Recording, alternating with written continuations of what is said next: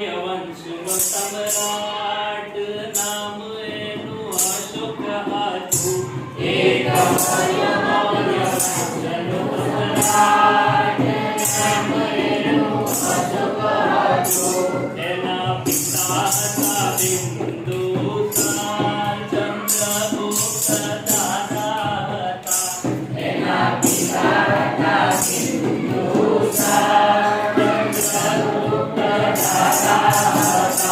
એનું શાસન હતું મગધરાજ, નજીકમાં ચલિત હતું. એનું શાસન હતું મગધરાજ, નજીકમાં ચલિત હતું. એક હતો મૌર્ય વંશનો સમ્રાટ, નામ એનું અશોક હતું.